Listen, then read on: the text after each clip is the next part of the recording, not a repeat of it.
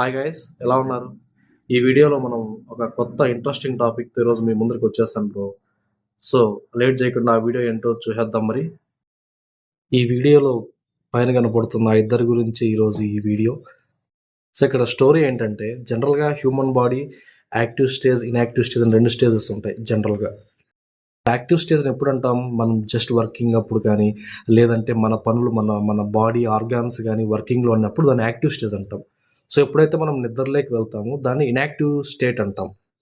For not only human beings, అన్ని జంతువులకు కానీ ఏదైనా కానీ ఇదే రూల్.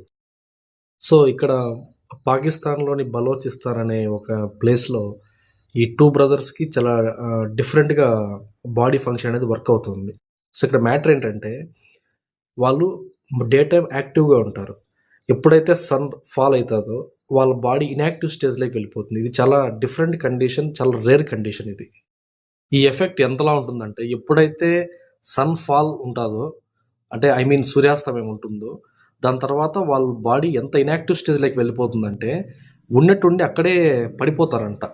సో అంటే ఏమీ ఒక ప్రాణం లేనట్లు కానీ, ఒక బాడీ ఫంక్షన్స్ ఏమీ లేనట్లు కానీ ఉన్నట్టుండి అలా అక్కడున్న ప్లేస్లో అక్కడే పడిపోతారంట వాళ్ళు.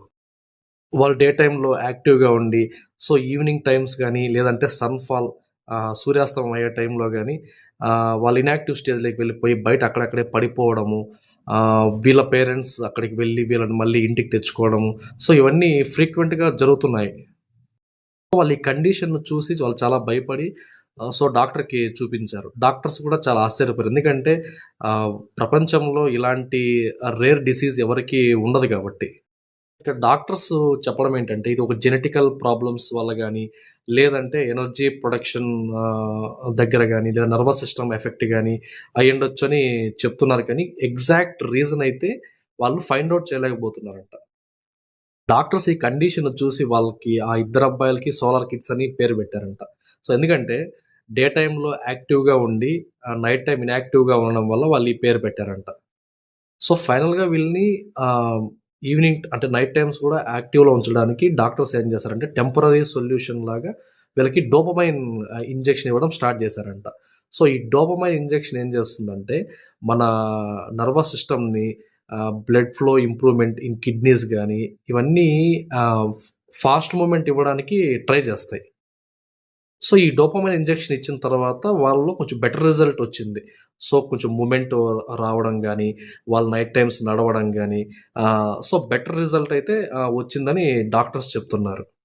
డోపమైన్ అనేది ఫైనల్ సొల్యూషన్ కాకుండా సో ఇంకా వాళ్ళ పైన రీసెర్చ్ చేస్తున్నారు. సో ఎందుకు ఈ విధంగా జరిగింది, ఎక్కడ ప్రాబ్లం అయింది అనే దీనిపైన వాళ్ళు రీసెర్చ్ చేస్తున్నారు.